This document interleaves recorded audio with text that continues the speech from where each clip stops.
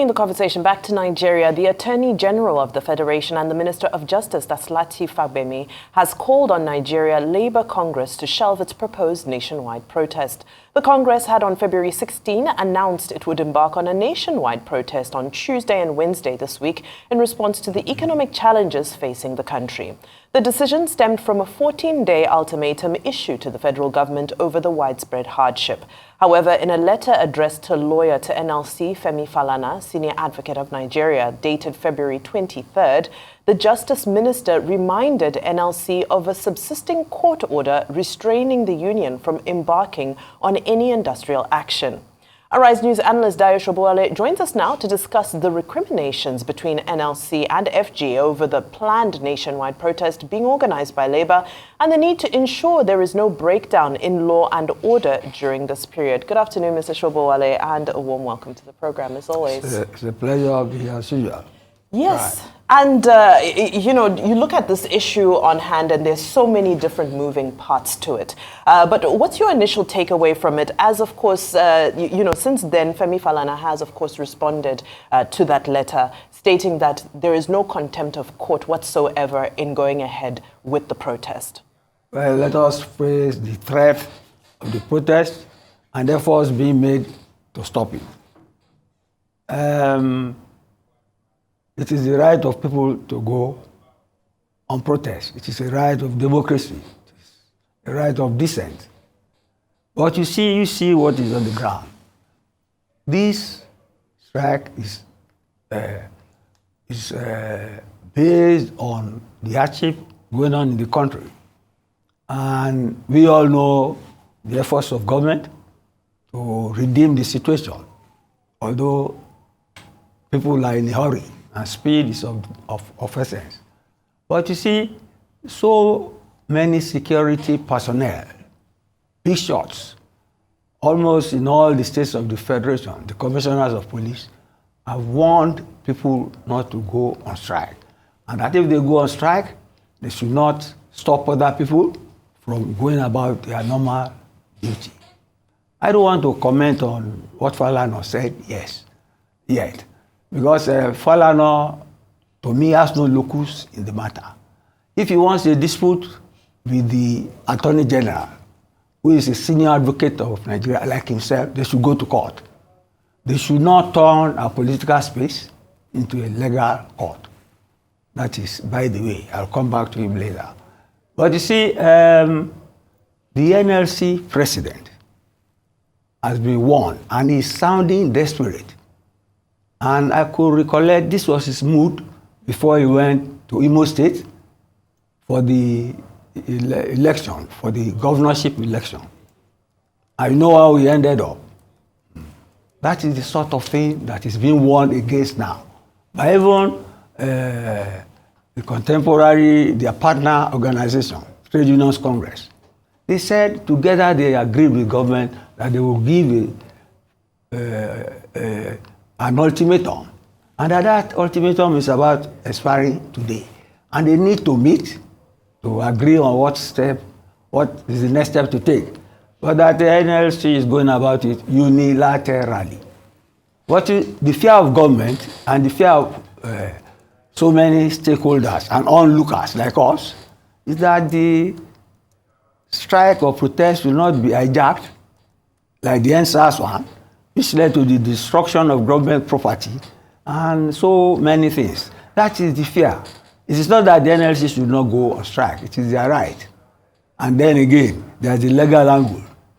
Like the government spokesman, Onanuga, pointed out, like the Attorney General Fagbemi pointed out, there is a case in court, and there's a restraint on them not to go on strike by the industrial court. Those are the legalistics of this. It is up to him to heed it or to see what happens. But let me leave it at that for now. Okay, we certainly hear Mr. Sobowale, and of course you stated that the NLC president is sounding a tad desperate and made reference to the last trip where he got harassed and beaten and whatnot.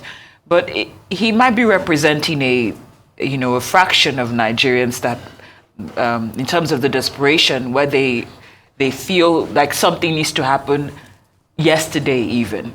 And even though the timeline has not elapsed, is this the best approach that from the government in terms of its response and those that are pulling out and not moving with the NLC, like the CSOs, the 65 CSOs that are not moving? Is it the best response to say,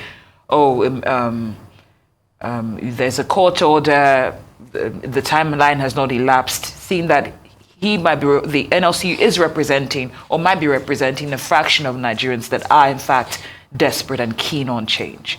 Okay. The NLC is a lawful organization and is working in a democratic setup, you get me? Sitting on the rule of law. The NLC has no right to flout the rule of law. And again, I will go back to that unpleasant situation that the NLC president found himself in Imo State. And I hope that does not repeat itself. I hope that does not repeat. What happened there was that his local NLC told him not to come there, and he went and he got beaten up. Now, the whole of, I'm not saying he will be beaten up. If anything, he's the one who has raised the specter of anarchy now. He said there is a body, he mentioned the body, civil society, that is being hired by government to attack them. So I'm pleading for is respect for the rule of law. He has grievance. He lists a set of people who have grievances. We all have grievances. Get me? But they have to be resolved. To be resolved in an integrative way, not in a way that will lead to violence or political instability. As things stand now, almost all the police commissioners have warned their people. And even this NLC leader is not alone. There are some state NLC who are with him, who have said, come whatever, they will start the strike tomorrow. Gavin, it's a political, industrial situation, and it is tense. It's tense. It's not as if, look, people have demonstrated all over the world. Over the weekend, even in Israel that is attacking Gaza, people demonstrated against Netanyahu, and they said it's not been fast enough to free the hostages. People have demonstrated against Sadiq Khan in England, saying because he's Muslim, that is being directed by Islamists. Get me? But these are areas where, you see, they are used to frequent demonstrations. Our own fear here, get me? You may not have that fear. Our own fear here is that things may get out of hand. Not that people don't have the right, or not that government is right. Get me? But know your environment, like they say in the bank, know your customer. Get me? And act accordingly. Next question. Is it fair to take away the right to protest because of a fear of not being able to control it and keep citizens safe? Who has taken away the right to protest? No, well, I'm just echoing your statement, which is that we're not used to... You say we weigh it. We weigh them together. We weigh them together. So in this instance where we're saying that there's a court order that of course, there's now legalese happening with that conversation about whether this court order actually applies to this particular industrial action. But let's take the position that it does apply, as that's the position that you've taken. How are these organized groups of people supposed to vocalize and express their discontent and their frustration within the realms of the law, such as protesting, if you say that, well, the court says you're not allowed to protest? So where can they go now? What are the avenues to express their frustrations? Yes. Are we not creating... What? Are we not creating a more tense situation by, it's almost like you have a pressure cooker and you keep trying to keep the lid shut. Isn't it better to just let off some steam from the hot pot? That's right. I don't see how the comparison we are trying to make, which is that people are being restrained from exercising their right. You see, all I am saying, or maybe perhaps it coincides with what government is saying, or what some people are saying, is that look at the context of your protest.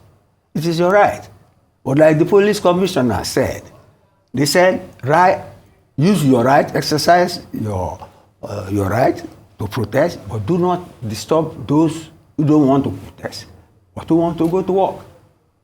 Look, if I put it crudely in terms of literature now, I will say maybe the NLC president is trying to get a pound of flesh over what happened before. But see, the police are telling him, the security people are telling him. They did not tell him what, they are the people who put their ears to the ground. They know what they see. They are saying, do it, but don't disturb. They have not said they should not do it. Do it, but don't disturb those who do not tag along with you and who want to go to their work. Is it not like telling him, like in Shakespeare's play, that take your pound of flesh, but there must be no blood. So you are the one trying to resolve his malady. It is his malady. It is not ours. The court order. But that is what we work within the ambits of the law. You may say the law is an ass, but it's up to you to now to escape it if you want to make a successful act of the law. You get it? Nobody's telling him not to do it. Nobody is even telling the attorney general. No, on the prima facie, he should not do it. This government spokesman says it's illegal. I won't go that far. But he has the right to say that. Because it is a dispute. And it is not a them versus us situation. It's not as if one country is facing another at war. It's the same country. We are all brothers. Workers have their rights, but millions of Nigerians are not members of the NLC. It's not as if they don't want to go with the NLC. But some may just want everything to be peaceful so that hooligans don't come and destroy their means of livelihood. That is the specter people are facing, and it is being pragmatic. Well, we would like to thank you for your time, as always, Mr. Dayo Sobowale. Thank you for joining us here.